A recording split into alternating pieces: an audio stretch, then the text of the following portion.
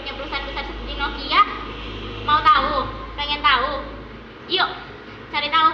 Jadi kali ini aku bakalan bahas tentang apa sebenarnya OS itu dan keterkaitan kebangkrutan perusahaan besar seperti Nokia dengan OS-nya.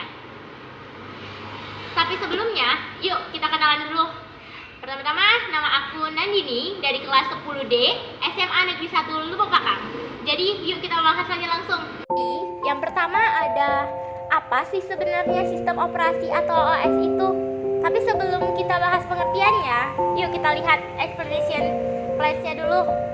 Di 1.1 ada pengertian sistem operasi, di 1.2 ada fungsi dari sistem operasi, di 1.3 ada macam-macam sistem operasi, dan di 1.4 ada contoh dari sistem operasi.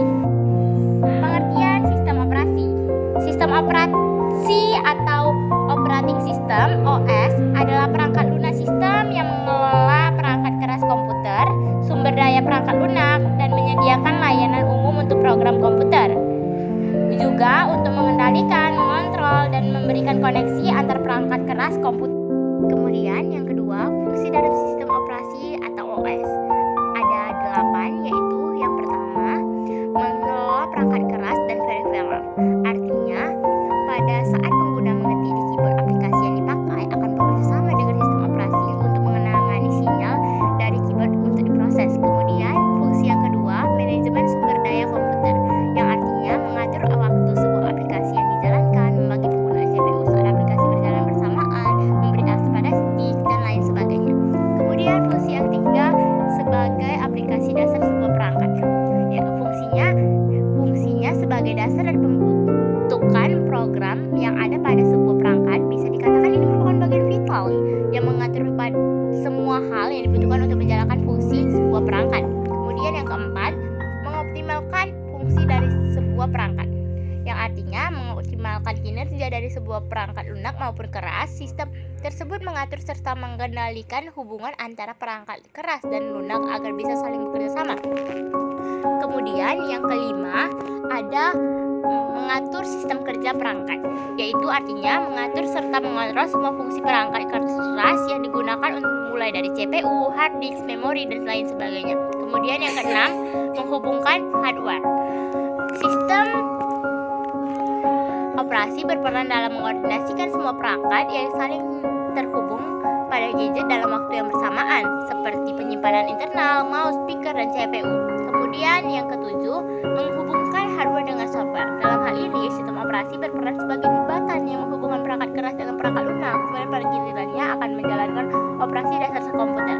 Kemudian yang kedelapan dan terakhir, mengendalikan input dan output. Dalam hal ini, OS berfungsi untuk mengendalikan masukan data dan keluaran data yang berupa informasi baik dalam video, gambar, maupun.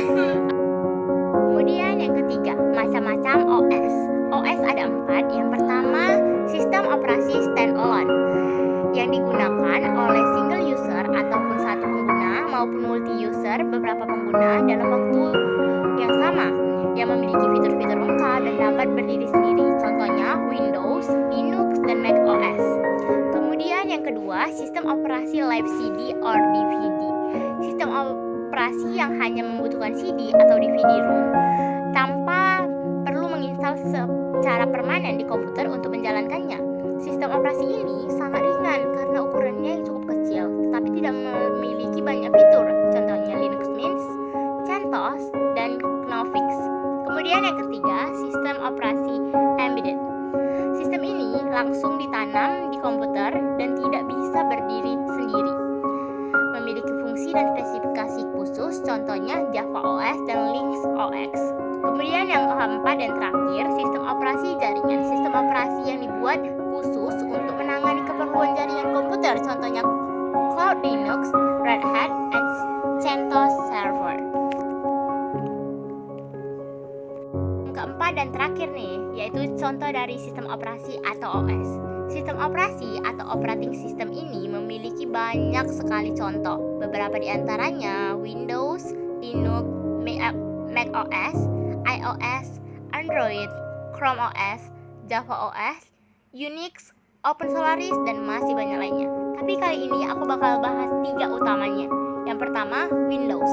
Sistem operasi Windows adalah sebuah program komputer yang mengatur semua sumber daya komputer dan menyediakan layanan kepada aplikasi yang berjalan dalam komputer yang dirilis pada tahun 1985 dengan nama Windows 1 dan terus berkembang hingga saat kini menjadi Windows 11. Kemudian yang kedua, Android adalah sistem operasi berbasis Linux yang dirancang beragam untuk perangkat bergerak atau layar sentuh seperti telepon pintar atau komputer yang dirilis pada tahun 2007, yaitu Android 1 hingga saat ini menjadi Android 13. Dan yang ketiga, iOS. iPhone Operating System adalah sebuah sistem operasi seluler yang dikembangkan oleh perusahaan raksasa Apple untuk mendukung pengoperasian produk perangkat telepon genggam buatan Apple, yaitu iPhone, yang pertama kali diperkenalkan pada tahun 2007 dan di tahun 2008 merilis toko aplikasi khusus iOS. Ke topik kedua nih, yaitu keterkaitan kebangkrutan Nokia dengan pilihan OS-nya. Salah satu penyebab dari kebangkrutan Nokia adalah salahnya dalam memilih sistem operasi yang digunakan dahulu. Dahulu kala, Nokia menggunakan Symbian OS sebagai sistem operasinya, di mana Symbian lebih rentan terkena virus mobile phone dan gampang error serta loadingnya sangat lama. Juga aplikasi yang dapat digunakan dalam Symbian tersebut hanya aplikasi tertentu. Kemudian Nokia memilih Windows Phone sebagai sistem operasi pengganti dari Symbian, di mana Windows Phone tidak dapat mengimbangi Android dan iOS, dan juga Windows Phone tidak dapat membuat program yang lebih menarik dari Android yang sudah memiliki Google dengan layanan YouTube, Gmail, Maps, dan sebagainya. Sehingga dari sini dapat disimpulkan bahwa Nokia gagal berinovasi serta salah dalam menentukan pilihan OS yang digunakan. Udah selesai nih pembahasan kita kali ini. Jadi simpulannya, sistem operasi atau operating system yang merupakan sebuah perangkat lunak sistem yang sangat penting dalam menjalankan sebuah komputer, telepon, atau perangkat lainnya. Salahnya dalam memilih sistem operasi dapat menyebabkan kesalahan yang sangat fatal yang dapat membuat suatu perangkat tidak dapat dijalankan dengan baik. So friends, thank you for watching this video. Hope you enjoyed this video and hope you give a like for this video. Thank you. Bye bye.